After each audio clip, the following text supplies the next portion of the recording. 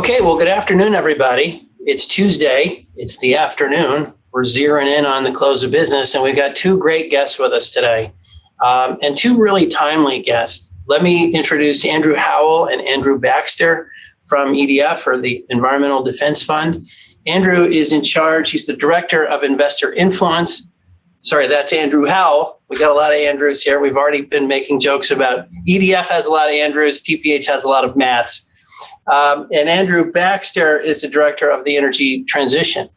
And these guys and their team, you probably saw it late last week, came out with a report, The Burning Question, How to Fix Flaring. We're going to attach it to this blast. It's super detailed. It's a lot of great work. And we're delighted, Andrew, to have you guys here to talk with us about it. So welcome to COBT. Thank you. All right, well, awesome. Well, while the Andrews brothers, I guess I could call them, not the Andrews sisters, the Andrews brothers, while they get ready, guys, let's jump in. Mike Bradley, what's on the screen today? How happy are you? How green is that screen? What's good that's happening in the world? Yeah, Maynard, the screen is pretty good. We've had a good start to the week. Crude's up, natural gas is up, energy companies are up, and we're just getting into the thick of our earnings season here over the next couple weeks. So that ought to prove pretty interesting. One of the things I want to talk about that's been pretty topical here in the last couple weeks is, what's going on with Cushing, what's going on with crude oil, what's going on with TI. And, we just look at this slide that we have up here. I mean, what it shows you here is prompt time spreads, which is the white line, and the blue line is these 12-month time spreads. And this is basically Cushing inventories, this red line. As you can tell we're getting down towards lower end of Cushing. Typically, Cushing can get as low as 19 to 20 million barrels before it's kind of tapped out. And I think what's going on right now is traders really do think that we're going to see some serious draws here in Cushing in the next couple weeks. As a matter of fact, the API numbers just came out a little while ago, and they showed roughly a 4 million draw in Cushing inventories. That's versus 2.5 million expectations. So that's going to kind of continue to put a little bit of pressure on these spreads. So that's something that's really kind of very topical in the crude oil markets. The second thing I want to talk about is some of these crude oil stories, that we've been talking about for the last couple of weeks. And I just, put them in different colors just to kind of highlight them. And then what's interesting is, Blackstone has been one of those big leaders in ESG and, talking about, getting rid of fossil fuels. And if you look at some of these headlines, Blackstone is saying inflation's going higher, energy prices could lead to unrest. I think that's very interesting. I think these headlines talking about France is now talking about rethinking the nuclear strategy. The UK is doing the same thing as well. I think these headlines in regards to into OPEC spare capacity is starting to make the headlines as well. Aramco's warning that spare capacity could be a huge concern. I think most people think that we have around 6 to 7 million barrels of spare capacity. Next year, probably mid-year, that'll be down to about 4 or 5 million. And some people think that spare capacity is no more than 2-3 million. If that is the case, then we're going to have a real problem with crude oil. It's going to be very, very high for quite a bit of time. And some of these last headlines, we've been hearing this for a while. It could be the Harvard Pension Fund. It could be just, Oslo, the Norwegian Sovereign Wealth Fund. But this story just came out that EU's biggest pension fund is going to dump $17 billion in fossil fuels. They want to get out. And the only reason I say that is, and I put this last blue comment, is big oil is about to post its highest cash flow in more than 13 years. Free cash flow for the industry is just huge. We've been talking about this for a while. That's coming back in fixed dividends, variable dividends, stock buybacks. At the same time that the industry has had its best fundamentals, I would say, in the last 10 to 12 years, these guys are now getting out. So at some point, we're going to have to rethink the strategy. And so I just think it's some interesting stuff that we were seeing this week. So we'll just leave it there. Awesome. Well, that is a mixed and unique bag. The nuclear thing just keeps bubbling up everywhere. I mean, that one, people are definitely talking about. The pension fund getting out of oil and gas. It's like, guys, yeah, not now. I mean, what's interesting, man, is I think a lot of people, don't want to really, given where nat gas prices are right now in Europe, I think, saying that is something that we need to be bigger in. I think there's questions with that because a lot of that's relying on Russian gas, and I think nuclear seems to be the better way to go, to be honest with you. The problem is you can get gas in the next 12, 18 months. You can't have new nuclear for another 5, 6, 8 years probably. So that's the big issue that we're dealing with. So just interesting. Awesome. Well, Matt Portillo, I know earnings season has started. We're going to be talking about upstream companies and flaring and ESG today. So this is a big Matt Portillo day.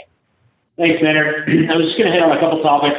The team was actually out on the road last week in Toronto, speaking with accounts for 2 days, and picked up one of the threads that Mike is talking about, which is just the return of capital conversation. And one of the things that was coming through pretty loud and clear from Canadian investors is they would like to see Canadian upstream companies follow suit alongside what we've seen from U.S. upstream companies, which is returning more capital to shareholders.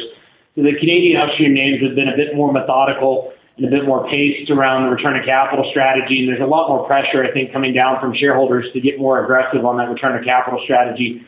So one thing just wanted to flag, obviously the Canadian names are trading at a pretty steep discount to the U.S. peers. And I think as they add that return of capital to the conversation, that will definitely help the trade and the equities potentially reprice here going forward.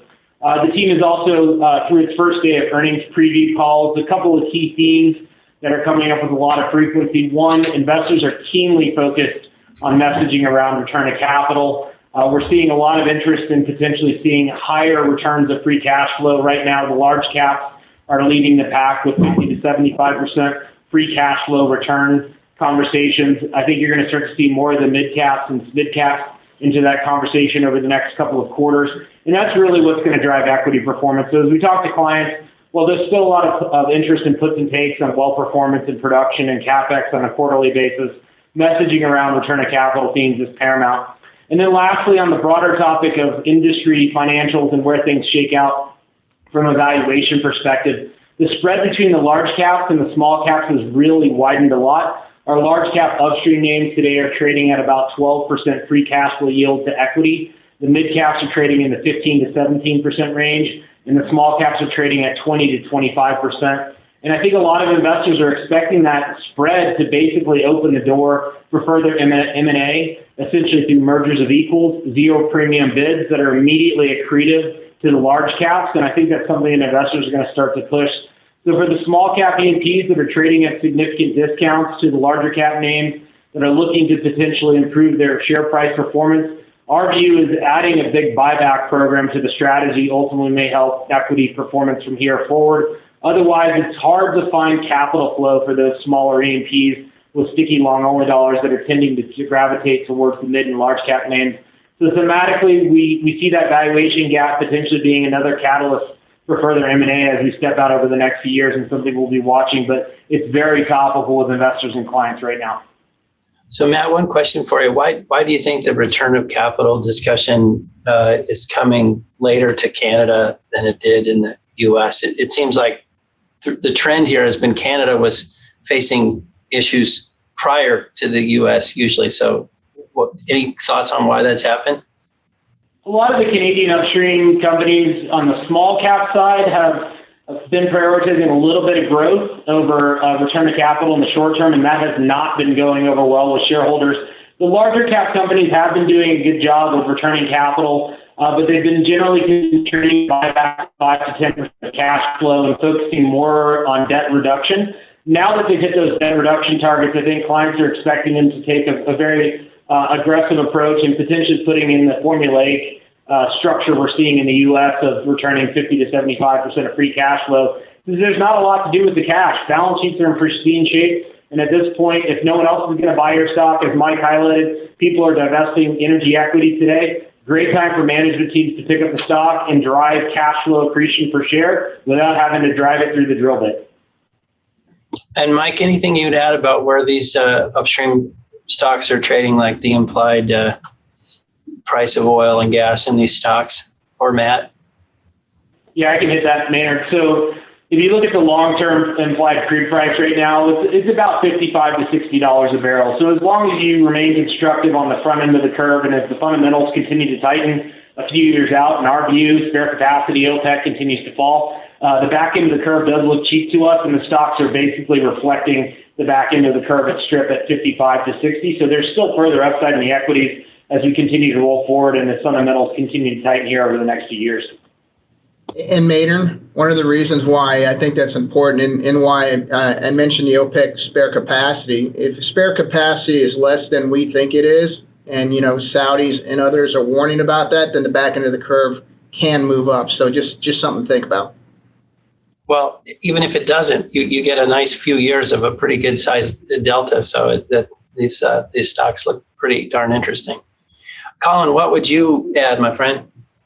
On that last point, I would remind the audience that Saudi Arabia has made the net zero pledge by 2050. And so the spare capacity is in no small part in Saudi Arabia, and that will have an effect on those long dated prices. A couple of other points. I'm in Los Angeles today. Our friends at Kane Anderson are hosting their annual LP conference this week. I'll speak on the upstream panel on Wednesday. And as I made my way to Los Angeles from the East Coast today, two prices kind of jumped out at me. One was the price of Wi-Fi on the airplane. It's an airline we all fly all the time, excellent airline, but Wi-Fi is now $21.99, not the $12.99 pre-COVID. And so one, it's interesting to see that price go up. Two, it's interesting to see the tactic of the inversion of the first two digits and to see how many people actually notice. I notice because I have to submit a receipt to you, Maynard. So that's coming. You have been warned. And then the second item was we were driving into downtown from LAX, and the price of gasoline at the pump, regular grade, $4.999. It's at $5. And there was a lot of media attention this week on a price in Gorda, California, regular grade, $7.59. So there's your true marginal price in the United States. And of course, we're still seeing some pretty solid demand. One last point. Updating the natural gas models and looking at some of the Genscape data, it really struck me that we're starting to see some erosion in industrial demand for natural gas in the United States. Don't really know what to make of it. It's only about 2 weeks old, but that very well could be some signs that price is sufficiently high, even here in the United States, to begin to give us some response on the demand side. Well, it's just a stunning amount of stuff going on. The way prices are moving, not just in energy, but broadly. Next week is COP26. Washington is, still fighting over the various spending initiatives. So anyway, what a backdrop. And again, we're really lucky to have Andrew Howell and Andrew Baxter. I want to thank Craig Webster, our ESG specialist, sustainability guru, who's really done a great job helping us get to know the EDF team. We've really enjoyed it. And so Andrew, let me just welcome you guys. We'll make the move to Howell and Baxter, to make it a little easier. Hey, it's Astros down here tonight. So if you're wondering why I'm not wearing the TPH Nation gear or the tie, it's because we're all dialed up about this World Series thing. So you caught us on a good day, guys. But welcome. Thanks so much. Maybe one way to jump in. Andrew Howell, I mentioned in the intro that you're the director of investor influence, and really the report is, it'd be great for you to just kind of walk us through some of the high points. But the report it's almost written. The orientation is, hey, here's the problem. Hey, we've measured it. Here's why the problem is concerning. We've measured it, and as you, the investment community, want to ask questions, want to improve this problem, want to find energy companies that are doing this best, here's how we advise you to talk to them, ask them questions. So there's definitely an investor orientation, which seems quite smart in terms of how you guys did the report. But let me just throw it open to you guys to talk a little bit about it, how it came together, the work you did on it, how it's been received. I know it's just last week it came out, so this is really, really timely. Yeah, well, thanks a lot, Maynard, and it's just great to be on this show. Such an interesting intro also to hear all of you guys talking about the energy markets and To answer your question, that the angle that we're taking with this piece is indeed kind of how can we help investors, who are increasingly looking at ESG issues, and this has become a big focus for the asset management industry. ESG is kind of been on a winning streak. One of the most successful areas in asset management has been these ESG funds. So they've grown a lot, and a lot of analysts are being asked to take on kind of ESG responsibilities. But the reality is it's not straightforward. This is a whole new skill set which analysts are being required now to take on. It's not just about the DCF; it's about a lot of other things. Some of those are issues. If you think of ESG, the G part, governance. Probably most investors think of themselves as being pretty good at governance already. You're used to thinking about management. How is this company run? How's the strategic vision? The G part, I think, is maybe the easier. But these environmental and now increasingly the social issues that are kind of becoming part of the analyst job can be quite technical. And so what we're trying to do is, to make it digestible for an investor who has a day job, which is still trying to find relative value. And so we're trying to condense the complexity of, a number of different issues that we look at EDF, through our group of scientists. We have policy experts, we have economists, and all of that. We sort of try to translate that into more digestible bits. And, the reality is actually flaring, I would argue, is probably one of the easier issues that we can look at. Some of the stuff, and my colleague Baxter can, dig into. The world of methane is extremely technical. So other things that we work on, such as transportation, have, an amazing amount of complexity. Flaring, I would argue, is really, we call it the low-hanging fruit in a way of decarbonization in the oil and gas sector. And I think in some ways that's right. And we can, talk a bit about why that is. Yeah, that's a great place to jump in because I think all of us feel, as you watch the ESG community, trying to have an impact and wondering where it will go. And as you say, Andrew Howell, it's complicated. And so, one thing you do is go to the kind of quote most visible or the most obvious or the thing that perhaps could be fixed most quickly.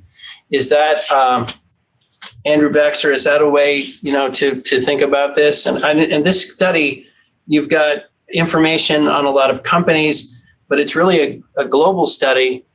So it's quite extensive and it does get quite technical, which is, obviously to your great credit. But Andrew Baxter, what would you throw in?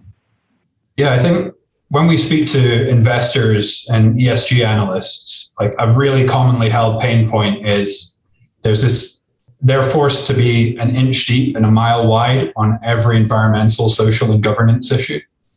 And so when they want to focus on a really key climate change related topic, reducing scope 1 emissions in their portfolio, they're presented with this massive information asymmetry.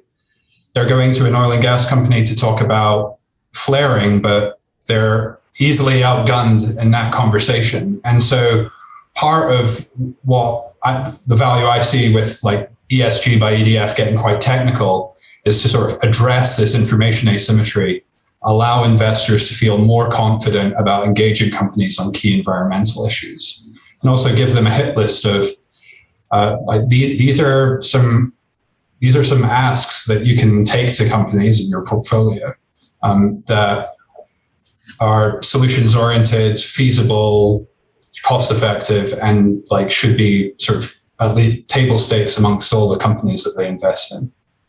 Is there one thing that investors are most often confused by, in the flaring discussion, or when you made that comment, Baxter, about, investors and they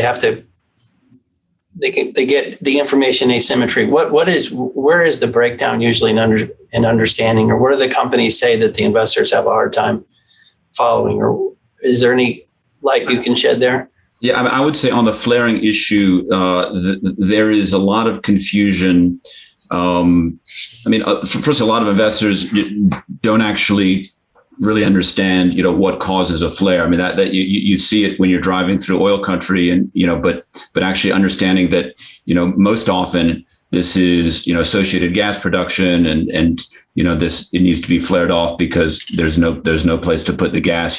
Some of those basics, they wouldn't know. But if you're an analyst trying to understand the flaring issue from company disclosure, I think it's also very confusing. One of the things we picked up was we tried to compare the flaring intensity of different companies.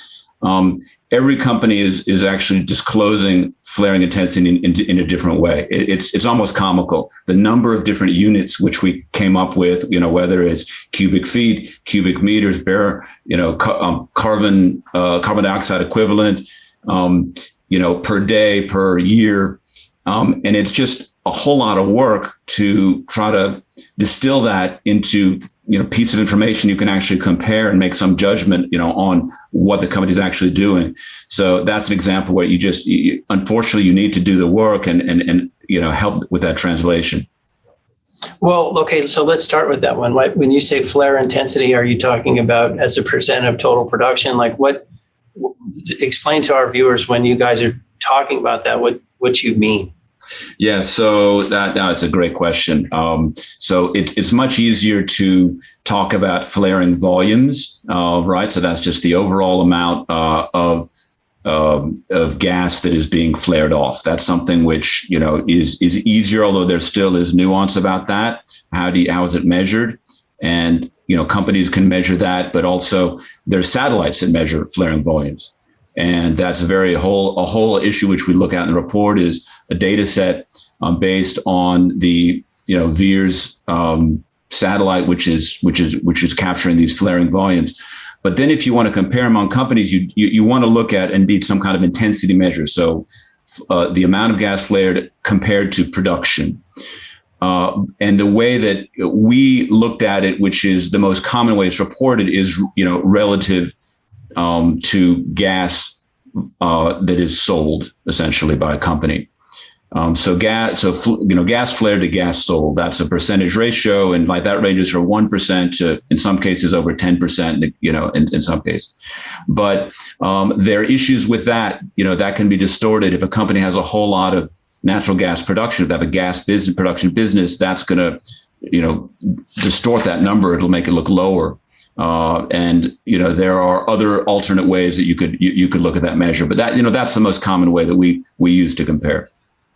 Andrew, maybe just a broader question, unpacking a little bit, because there is a lot of investor focus in the U.S. around flaring intensity, particularly for the independents. But I think what maybe gets missed a little bit in the mix is just the broader kind of flaring globally. Could you unpack a little bit where the U.S. flaring intensity stands today versus other oil-producing countries, and how that may ultimately influence investor decisions around ESG policy? Obviously, if the U.S. is at the low end of the score, continuing to improve those metrics is helpful. But broadly speaking, the industry, particularly the NOCs, seem to have very high flaring intensity in some of these countries. And what sort of influence do investors have on those producers? Yeah, man, no, that's a great question. I mean, there definitely is a range of flaring intensity globally. In the U.S. is below the average, so it's better than average by country, but it's definitely not the best. So it's around you see between 3 and 15% flaring. From for majority of countries, U.S. is 7. So doing fairly well.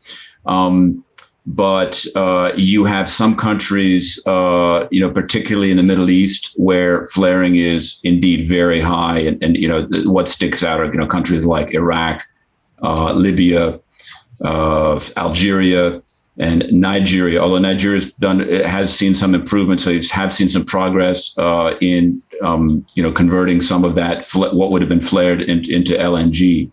But I think that's on the positive side, U.S. is not the worst flare, but you have seen a big pickup in flaring intensity.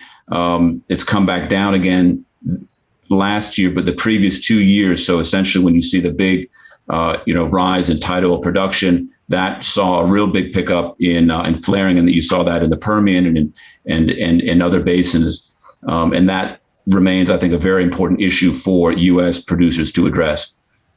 This is a slightly unfair question, so kind of apologize on the front end. But I think, we're proponents. We like natural gas. That's probably the bias of everybody on the receiving end of the call here. And so do you think of reports like this and a focus like this, if we as an industry and, with the help that you're providing, if we eliminated all of this, do you see that as helping natural gas as popularity as a fuel and making people say, this is better, this is a better fuel than, because, natural gas seems to be right on the bubble. Some people want to use it. Some people want to push it into fossil fuels and, drive right past it. But do you see this as brand enhancement for natural gas, if that's a way to put it? Not that you're knowingly doing that, but do you think that could be a byproduct of this? Yeah, I'll hand that to Baxter. I mean, my personal view, is that the methane intensity is a bigger issue around natural gas. Flaring. The thing about flaring is it's a visible issue. It's been called the black eye for oil and gas industry, because you just look and you see it, and it's clearly being wasted. This is gas that could be piped away and used. So I think that's the negative aspect of it. But if you look at the footprint, it's the methane footprint is much bigger. I think that's where you're going to see, bigger issues for gas. Yeah, I would agree with Howell there. I think gas flaring, especially routine flaring, where an operator's gone out to develop primarily oil resource, it doesn't want to invest in gas takeaway capacity, so flares off the produced gas. That's not really, that's a whole industry problem, not specific to natural gas, where methane emissions, which is sort of leakages and intentional or emissions across the supply chain, I see is probably a bigger risk. And to the point about reputation, I think it's maybe more than reputation of the industry. It's like fixing these issues is maybe an access to markets issue in the future, as the European Union, massive importer of natural gas, considers what it would look like to turn its methane strategy and look at gas that's imported into the Union. So look, Craig's going to jump in here with a question. He's on the edge of his seat. I got to get him in here. But I do, since we're right on this, Andrew Baxter, Russia is, one of the highest flaring countries. It is the highest flaring country on one of your charts here. Is this going to get them to stop flaring? Or you just mentioned this European issue. What do you think? What's the outlook in a situation like that? Yeah, so we do see Russian companies taking like a more proactive stance in interacting with the European Union. Actually, Novatek, which is a large Russian gas producer, submitted policy recommendations to the European Union, stating that there should be a methane performance standard on imported gas. And so there may be the Russian producers trying to demonstrate that they're cleaning up their act. On the other end of that pipeline in the European Union, this uncertainty whether or not like the countries that import or export their gas into the Union can demonstrate that they've lowered their methane emissions may be driving the conversation about like accelerating their pathway away from natural gas as an energy source and like pursuing renewables more aggressively than is being done elsewhere in the world. Well, one thing about so I'll just say about Gazprom is that, the work that we're doing, investor influence, it's not going to have much sway over Gazprom. There's no engine number one going in and scaring the board of directors of Gazprom. And so the strategy there, if you want to decarbonize Gazprom, it has to be a different strategy. It's going to be about the customers.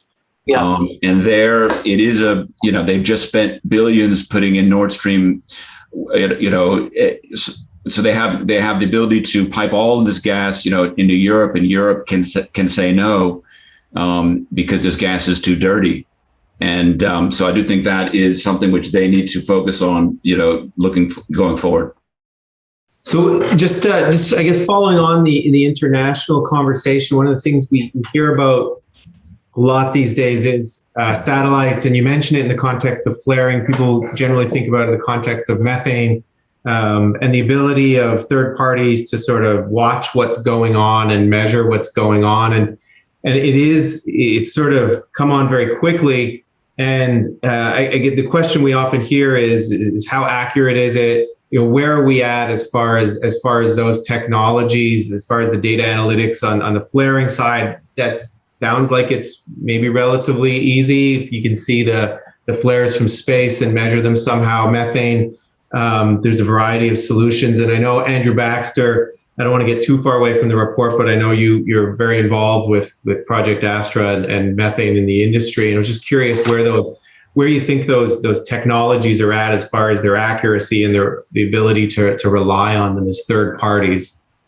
Yeah, that's a great question. And I'll let Baxter talk about methane, and I'll start with flaring. And they're two separate measurement technologies, so as you say, flaring, you could see these flares from space. And in fact, the filters they have up in this satellite, actually there are two of them that are observing 24/7. They're observing the Earth, and they can only picture flares at night, of course, but they can see them pretty clearly and distinguish them from other types of other heat sources, essentially, because of the signature of a flare apparently is quite specific.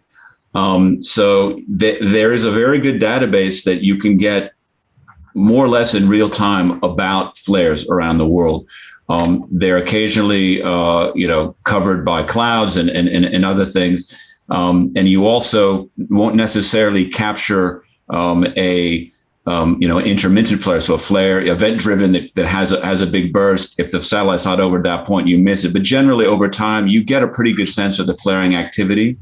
And so on let's a country basis or a basin basis, you can measure. The challenge is connecting that with the producers, because in certain parts of the world, this is definitely true in the Permian Basin.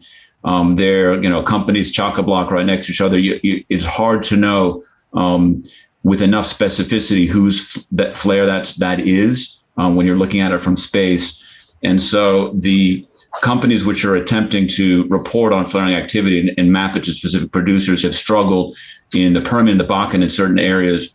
So I would say that is improving, though. There are new algorithms which are trying to solve for that. And I think, over the next couple of years, we'll have an even better ability to look, with quite a good degree of specificity, at companies' claims that they are, for example, achieved zero routine flaring, or that they have, abated a lot of their flares. We'll be able to track that quite well.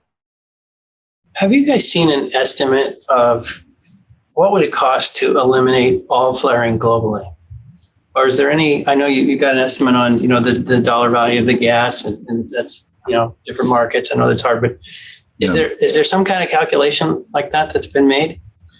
No, I have not seen that calculation. The calculation that Rysat Energy did for us in a project was just in the Permian. They found that 80% of routine flares could be abated at no net cost. So essentially, that the value of the gas that you capture would pay back on a 3-year basis, would pay back for the cost of abating that flare. So that's, leaves a little bit of routine, and then there's some event driven that you're never going to fully eliminate. But in terms of like dollar value, how much you'd have to put down, I haven't seen it. I think it would be very, it would be considerable in certain regions, like if you're looking like places like Iraq, that's going to be very hard because the infrastructure is completely not there. But I would, if you to summarize overall, it's one of the more affordable abatements out there. And if the IEA did put out a, abatement cost curve, and flaring, is one of the more attractive ones that you have. And guys, this report came out late last week. I know you've been working on it for quite a while. Anything you would share with us on the reactions, the rollout, the feedback, from different quarters, what you've been encountering. Would obviously love to hear all that. Yeah, I mean, I think there is a lot of interest. It's also there's a lot going on, Maynard, as you said earlier, and as I think you guys all kinds of mentioned. This is crazy time. Just in the energy space is crazy, in the environmental space also because, as you said, of COP plus a reconciliation. So I think people are kind of drinking from a fire hose right now and trying to just keep on top of things. And so I'll just be very honest about it. Like, a longer shelf life report on a somewhat technical topic is not necessarily for everybody out there. But I think that the general, principle kind of what we're trying to do, which is maybe get a little bit more technical than some of the ESG research that is being produced by the brokers, for example, and a bit wonkier, but not going too deep into the weeds and making it still digestible. I think there's a lot of interest in that, and so I think that's something which has a resonance for sure. Maybe just a follow-up question. Are you seeing any interest from the consumer side for work along these lines, and in particular, thinking about utilities and countries in an aggregate level? It feels like a lot of the environmental policy to date has been more of a stick than a carrot. We saw France last year likely pushed off some signing of LNG cargoes from the U.S. because the gas might be too dirty. And we are seeing a lot of U.S. producers work very quickly towards getting flaring emissions down below 1%, looking to do responsibly sourced gas and cleaning up operations going forward. Do we think there's potentially a carrot in the future with higher pricing for greener gas that comes with better emission control and better reporting around it, or is that something that hasn't really evolved yet in the industry? One thing about the issue of like the methane intensity or the emissions intensity of the gas is right now it's the data that underpins those calculations. It doesn't have the confidence of the necessary stakeholders, whether they're governments or gas buyers. It's pretty well understood now that the emission factor-based approach or the sort of desktop calculations used to estimate methane emissions are not sufficient. And it feels too soon to have like a financially like material, like something financially material tied to these honestly quite hand-wavy methane emission calculations. But we see the industry like recognizes that. The Oil and Gas Methane Partnership, which is a global voluntary methane emissions reporting framework, which has about 30% of global oil and gas production sitting underneath it, recognizes that they have to get empirical methane emission measurements and input them into a standardized framework and generate something that folks can believe.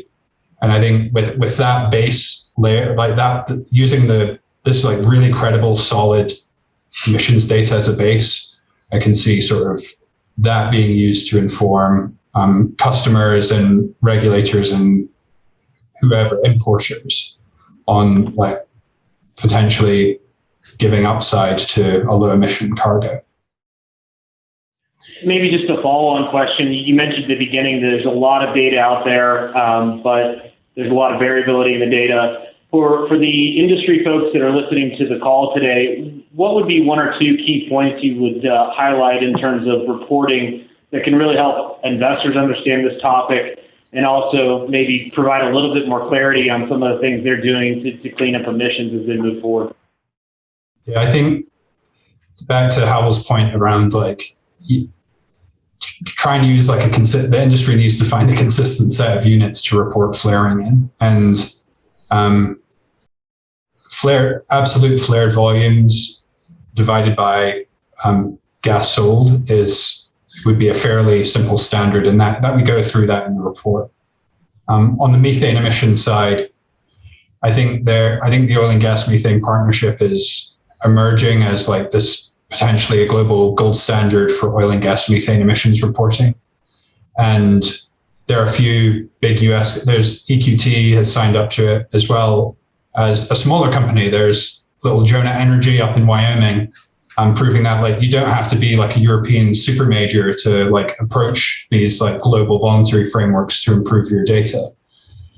So into just like standardization of what you're reporting and seeking to get better quality data through empirical measurements, getting away from these emission factors. And if I could just also jump in with what, one personal pet peeve of mine is companies have targets, but they don't disclose against the target. I mean, this is just, it's a little bit in the territory of greenwashing when you do that. But, so a great example would be zero routine flaring by 2030, which is they mostly have. But, we started to see a few companies, do it early, maybe, by 2025 in the Permian Basin, which is what BP has actually, they've done it for all U.S. onshore operations. So that's great. So what is your routine flaring rate now? If you want to get to zero, where are you now? Well, guess what? They don't disclose that. And so that's actually the case. There are many examples of that where you find a lack of disclosure against a specific target. And that's what, one thing we say is like, if you're going to target it, disclose against it and also in a clear and consistent way. And that's just, the whole industry still has to evolve in that direction. But one of the interesting things I saw in the report was when I was looking at the table of what the various top 20 companies that you looked at were disclosing. One of the things was the majors, the big international integrated oil companies are disclosing the proportion of routine flaring, right? And they're breaking down the routine flaring versus non-routine flaring. And we've spoken to a number of companies in the lower 48 who have talked about breaking out flaring. And this is why we flared it. This was routine, but this was because a gas plant went down. We were contracted to have it taken away and processed, but the plant was down, or this was safety and otherwise. Do you sense that is something that we're going to that we're going to find some consensus on? Is that breakdown? Because it seems like it would actually be a positive thing for the industry to break it down and say there is going to be some flaring, but this is the nature of it. Is there a movement to do that, or is it just the majors? Yeah, well, no, that was exactly right. That's something we asked all the companies when we were looking for feedback on this report, and I was surprised that some of them said, actually, we're working on that. So apparently, in some cases, it's not that easy. So they don't actually have systems set up. They know that flaring is occurring, but it's not, captured in a way that they can easily report on volume split between routine and event-driven flare. So that's kind of interesting to me. That you think about, oh wow, all of the measurement systems you need to have in place, it's not that straightforward. Any of this disclosure, but I think the overall answer is yes. I think it's acknowledged that that's something which. It makes sense to do, especially as these target dates for eliminating routine flaring are starting to get a little bit closer. Yeah, let's start to disclose that info. I mean, it honestly sounds like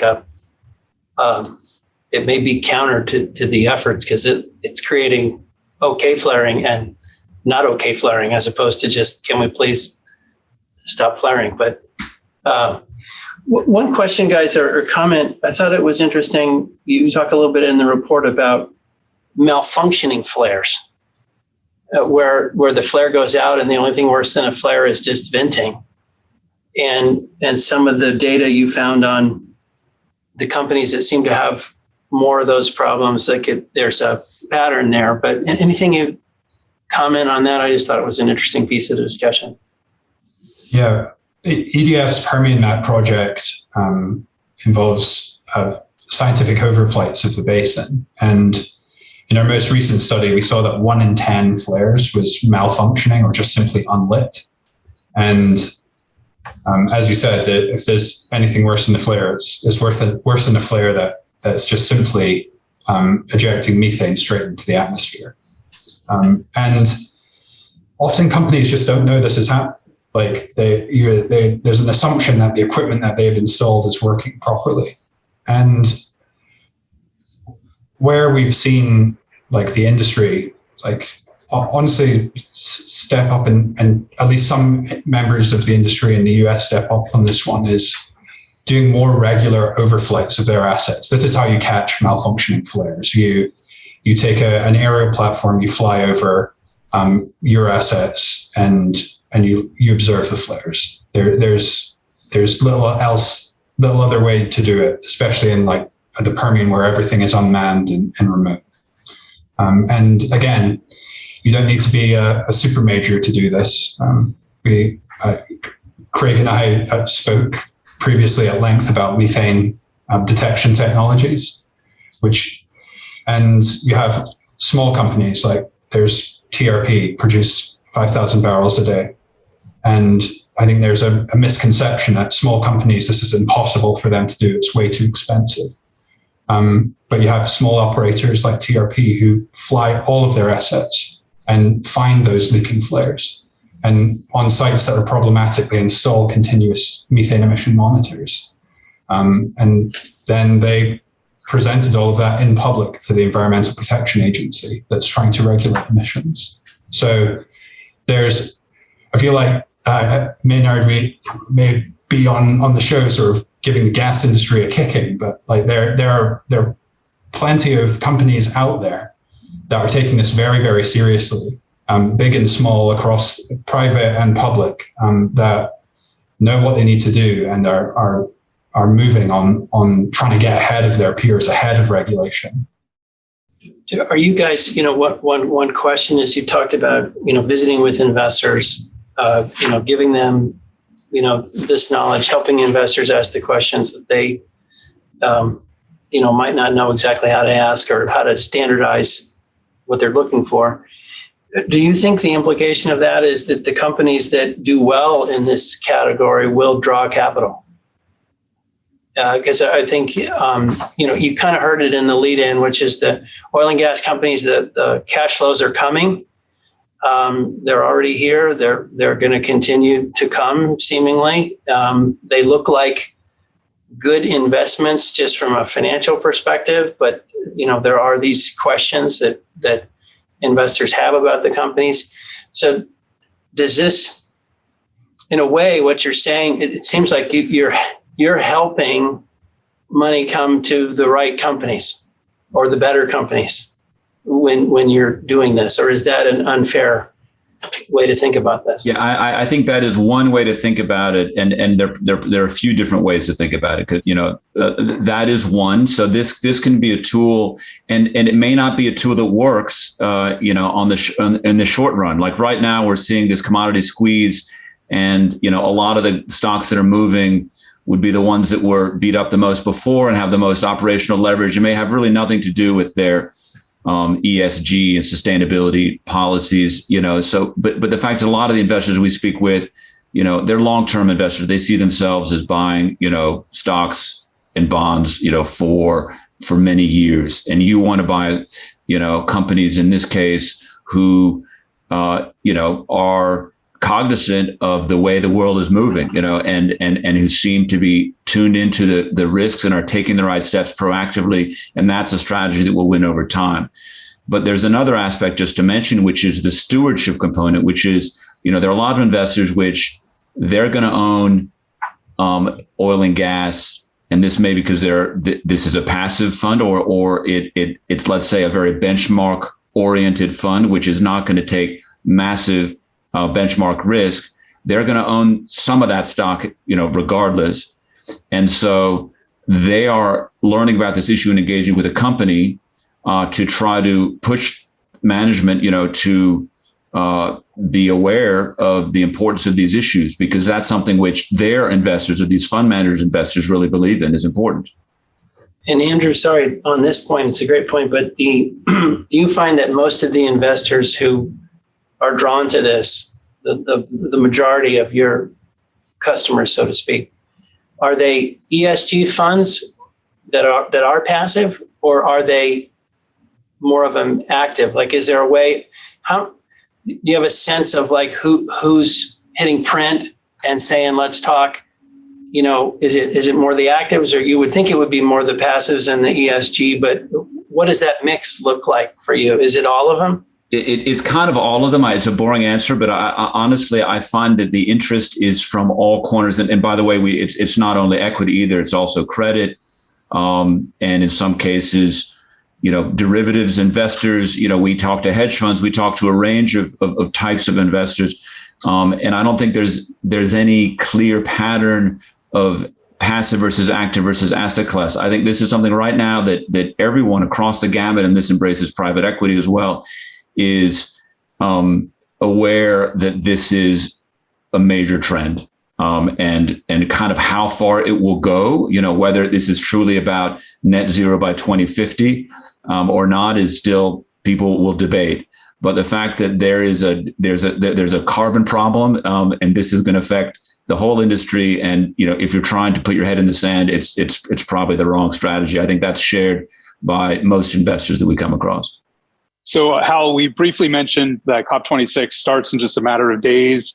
Could you share with the audience what you're expecting to come out of the conference, and what are some of the threats and opportunities that we should be looking for as the news flow comes in from Scotland? Yeah, it's. I've been wondering. We of course have a group of folks from EDF headed over there, and so we're going to be, watching our emails and our Slack channels with bated breath to try to get some color on what's going to be a whole lot of chaos. I mean, I think, we are hoping there's going to be an agreement on coal. That's, we hope there's going to come to some kind of a consensus on, Article 6, so basically on carbon trading markets, which is, a very key part of the mechanism from Paris that was never really agreed upon and has been the subject of dispute ever since. And also, all around the ability of the developing world to pony up the amount of money that the emerging markets are asking for to help support their transition. So that's three, things to watch for, which if we get those, I think we can feel pretty good. I'm not sure that we will. I think at the moment it's feeling like it could be a bit noisier than that. And one of those, some people leave not feeling fully satisfied. I don't know, Baxter, if you have anything else you'd throw into the mix. Yeah, I couldn't let you finish without saying that methane emissions is going to be like an incredible focus of COP26. And we know there is the Global Methane Pledge, where countries are pledging economy-wide methane emissions reductions of 30% by 2030, and of which I believe there might already be over 40 countries that have signed up to that.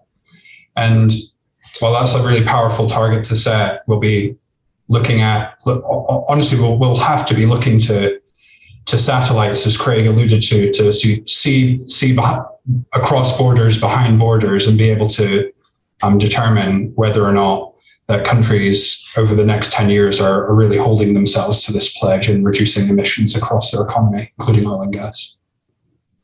Well, and Andrew, how you hit on this, but, pledges and making pledges, and whether it's a company or a country or any body, I think everybody's starting to tire of, in 2060, it'll all be great. And, by the way, the person making this pledge, will not be here.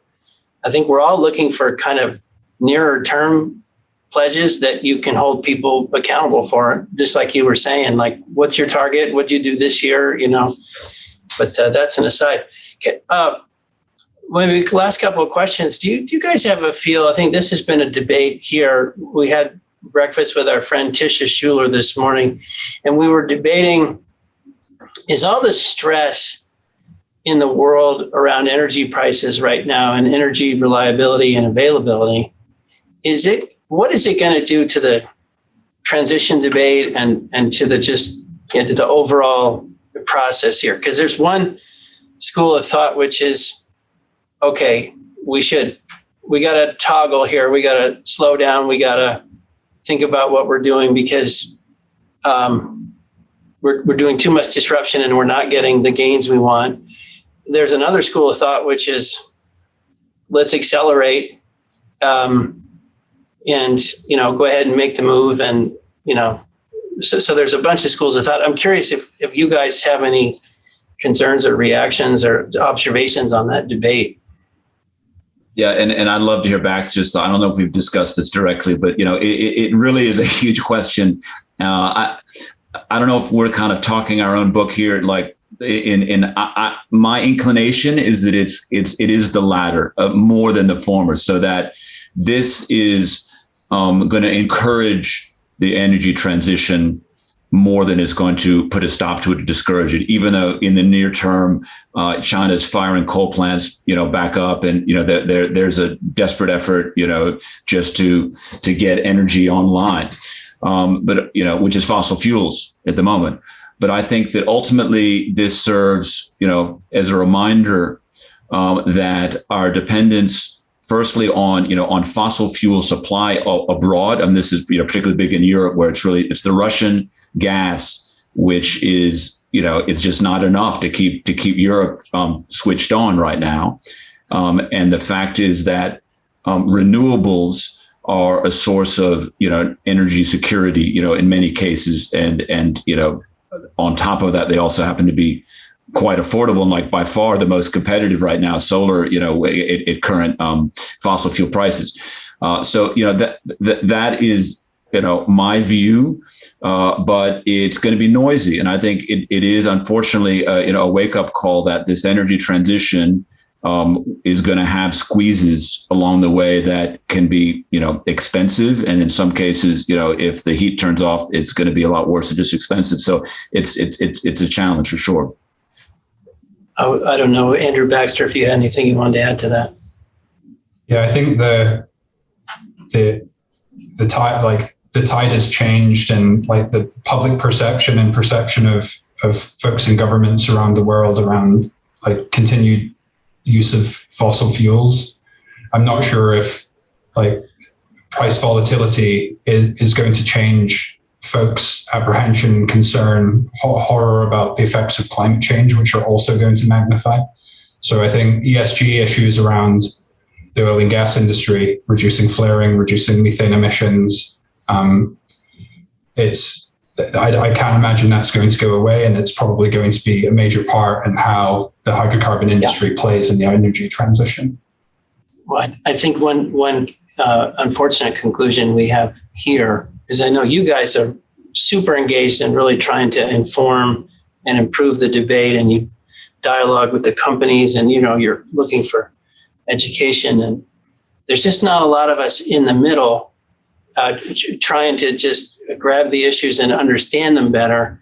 It seems like in this debate, generally speaking, whenever anything happens, it could be the Texas storm or California power or now Europe, you pick a topic, it just reinforces people's view that they had going into the crisis, and they don't really examine what's happening, which is, I don't know, hopefully we can change it. But we appreciate everything you guys are doing. I think engaging with industry and understanding these issues, which is welcome, because too often it seems like politicians are sitting at a table without engineering degrees or market-based thoughts, and they're causing a fair amount of disruption. I don't know if there was a question in there or that was just a rant. Well, no, I couldn't agree more with your rant. I think you're spot on. And I would just second the motion that we need more folks in the middle like you guys. So, we could tell at the beginning of the call, you guys are, you're investors in the energy space. You're following these markets like anybody else. But you're also very interested in understanding energy transition and talking to folks like us. And I think that we need more straddlers of both of those worlds out there. That's how we're going to, figure this all out. Guys, when you think about regulation and what might be in store, there's been a lot of talk around methane, but you also allude to the need for regulation when it comes to flaring. So maybe you can just give your thoughts on where you see that going with upcoming methane regulation and the potential for flaring, what you think is going to happen there. Well, we're anticipating the imminent release of the EPA federal methane regulations. We expect that they'll be capturing existing sources, as well as the previous Obama rule covered new sources, so sources that were built or modified since 2015. This is going to capture sort of 900,000 wells that were never previously regulated. And you would think, is this even possible? But like EDF is a solutions-focused, science-based advocacy group, and we interact with members of the U.S. industry on like how that they can go and observe, detect, and repair leaks across all of these assets. And we saw the industry publicly present the EPA technology workshop with like large companies like ExxonMobil or Conoco and small companies like TRP on how they're already doing this, how they're already operationalizing aerial flyovers, drones, continuous monitors to look for and fix leaks. And so I hope that like these this is a historic release of this regulation. And I think there are industry members that are already proving that they can do this. And they're simply wanting to lift the floor and make sure like the whole of US onshore industry is held to that same standard. Regarding flaring, like as Howell said, I think right now we would love to see federal regulations that limited or set a zero routine flaring policy. And we've been advocating for states to do that for some time. Yeah, it's fascinating. Well, let's all collectively, we'll hold Zoom hands here and hope that everything across energy, the policy, the performance, the profitability, the dependability, it all keeps getting better. It's like a team rant there. But guys, I think as we wrap up, it would be really fun to go ahead and book you, come back in, well, anytime you like. But let's circle back to this in 3-4 months and say, okay, where are we? What have you noticed? Anything happening? Any feedback? Any new issues you're studying? I think all of us love learning more about the EDF, about what you're looking at, and we all want to get better. So thank you for raising these things in the way that you have. Well, thank you, Maynard, so much. This was a great conversation. We'd love to come back. And also thanks for having us on, following our launch of this ESG by EDF platform. We appreciate getting a chance just to mention it. And we would encourage, all of your viewers to, please have a look at that and reach out, if you have any questions about it or want to engage on the material therein. So thanks so much. Absolutely. For all of you watching and reading the report, thanks for watching. Please read the report and give us the feedback too. We'd love to hear what everybody thinks. So Andrew Howell, Andrew Baxter, thanks so much. Thanks to all of you guys. And we got to end with a little Go Stros, right? Okay.